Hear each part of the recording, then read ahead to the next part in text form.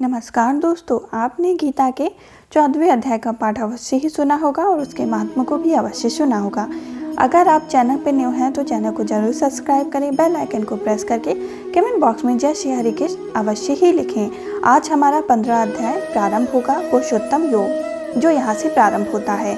14वें अध्याय में श्लोक 5 से 19 तक तीनों गुणों का स्वरूप, उनके कार्य, उनका बंधन स्वरूप और बंधे हुए मनुष्य की उत्तम मध्यम आदि गतियों का विस्तार पूर्वक वर्णन किया। इस श्लोक 19 तथा 20 में उन गुणों से रहित होकर भगवत भाव को पाने का उपाय और फल बताया। फिर अर्जुन के पूछने से 22वें श्लोक से लेकर 25वें श्लोक तक गुणातीत पुरुष के लक्षणों और आचरण का वर्णन किया। 26वें श्लोक में सगुण परमेश्वर को अनन्य भक्ति योग तथा गुणातीत होकर ब्रह्म प्राप्ति का पात्र बनने का सरल उपाय बताया। अब वह भक्ति योग रूप अन्य प्रेम उत्पन्न करने के उद्देश्य से सगुण परमेश्वर के गुण, प्रभाव और स्वरूप का तथा गुणातीत होने में मुख्य साधन वैराग्य और भगवत शरण का वर्णन करने के लिए 15वें अध्याय शुरू करते हैं। इसमें प्रथम संसार से वैराग्य पैदा करने हेतु भगवान ने 3 श्लोक द्वारा वृक्ष के रूप में संसार का वर्णन करके वैराग्य रूप शस्त्र द्वारा काट डालने को कहते हैं। श्री भगवान बोले, आदि पुरुष परमेश्वर रूप मूल वाले और ब्रह्म रूप मुख्य शाखा वाले जिस संसार रूप पीपल के वृक्ष को अविनाशी कहते हैं तथा वेद जिसके पत्ते कहे गए हैं, उस संसार रूप वृक्ष को जो पुरुष मूल सहित तत्व से जानता है वह वेद के तात्पर्य को जानने वाला है। उस संसार वृक्ष की तीनों गुणों रूप जल के द्वारा बढ़ी हुई और विषय भोग रूप कोपलों वाली देव, मनुष्य और तीर्थ आदि योनि रूप शाखाओं नीचे और ऊपर सर्वस्त्र फैली हुई तथा मनुष्य लोक में कर्मों के अनुसार बंधने वाली अहर्त, ममता और वासना रूप जड़ें भी नीचे और ऊपर सभी लोकों में व्याप्त हो रही हैं। इस संसार वृक्ष का स्वरूप जैसा कहा है वैसा यहाँ विचार काल में नहीं पाया जाता, क्योंकि न तो इसका आदि है और न अनंत है तथा न इसकी अच्छी प्रकार से स्थिति ही है। इसलिए इस अहंता, ममता और वासना रूप अति दृढ़ मूलों वाले संसार रूप पीपल के वृक्ष को वैराग्य रूप शस्त्र द्वारा काट कर उसके पश्चात उस परम पद रूप परमेश्वर को भली भांति खोजना चाहिए, जिसमें गए हुए पुरुष फिर लौट कर संसार में नहीं आते और जिस परमेश्वर से इस पुरातत्व संसार वृक्ष की प्रवृत्ति विस्तार को प्राप्त हुई है, उसी आदि पुरुष नारायण के मैं शरण हूँ। इस प्रकार दृढ़ निश्चय करके उस परमेश्वर का मनन और निधि संध्या करना चाहिए, जिसका मान और मोह नष्ट हो गया है, जिन्होंने आसक्ति रूप दोष को जीत लिया है, जिसकी परमात्मा के स्वरूप में नित्य स्थिति है और जिनकी कामनाएं पूर्ण रूप से नष्ट हो गई हैं, वे सुख दुख नामक द्वंद्वों से विमुक्त ज्ञानी जन उस अविनाशी परम पद को प्राप्त होते हैं।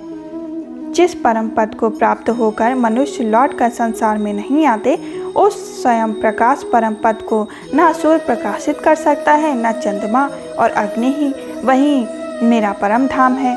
इस देह में यह सनातन जीवात्मा मेरा अंश है और वहीं इस प्रकृति में स्थित मन और पंचों इंद्रियों को आकर्षित करता है।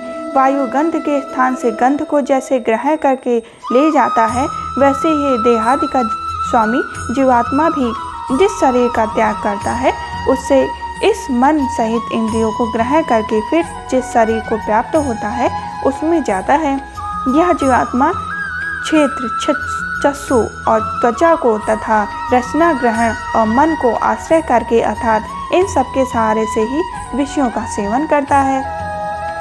शरीर को छोड़कर जाते हुए को अथवा शरीर में स्थित हुए को अथवा विषयों को भोगते हुए को इस प्रकार तीनों गुणों से युक्त हुए को भी अज्ञानी जन नहीं जानते। केवल ज्ञान रूप नेत्र वाले विवेकशील ज्ञानी ही तत्व से जानते हैं। यत्न करने वाले योगी जन भी अपने हृदय में स्थित इस आत्मा को तत्व से जानते हैं, किंतु उन्होंने अपनी अंतःकरण को शुद्ध नहीं किया।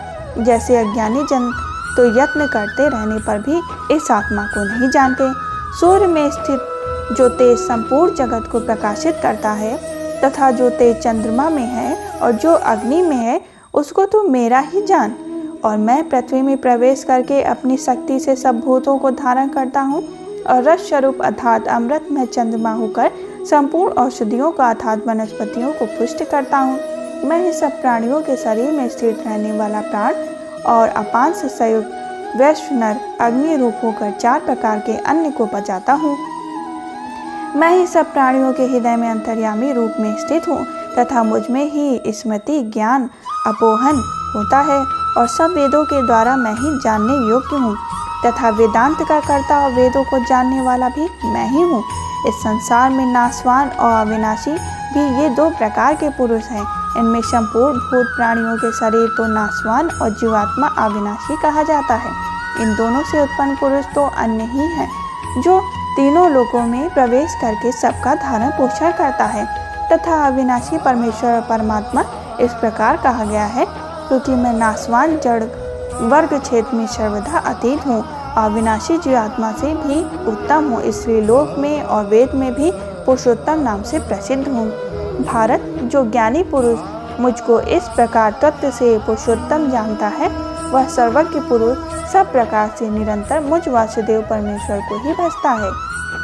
हे निष्पाप अर्जुन, इस प्रकार यह अति रहस्ययुक्त गोपनीय शास्त्र मेरे द्वारा कहा गया, इसको तत्व से जानकर मनुष्य ज्ञानवान कृतार्थ हो जाता है।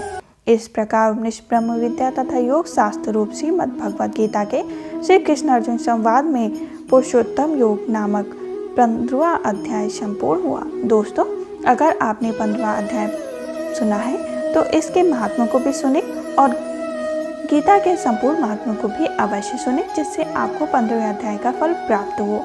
अगर आप चैनल पे न्यू हैं तो चैनल को जरूर सब्सक्राइब कर लीजिए और कमेंट बॉक्स में जय श्री हरि कृष्ण जय श्री हरि विष्णु अवश्य ही लिखें और गीता के समस्त पाठ को अवश्य ही सुने जिससे आप भी गीता के उपदेश को सुनकर अपने कर्म को अपने मार्ग को सही दिशा में ले जा सकें। दोस्तों, अगर आप चैनल पे नए हैं तो चैनल पे जरूर विजिट करिए और वीडियो को भी जरूर शेयर करिए। हम फिर मिलेंगे आपको 16वें अध्याय के संग। तब तक के लिए जय श्री हरि कृष्ण।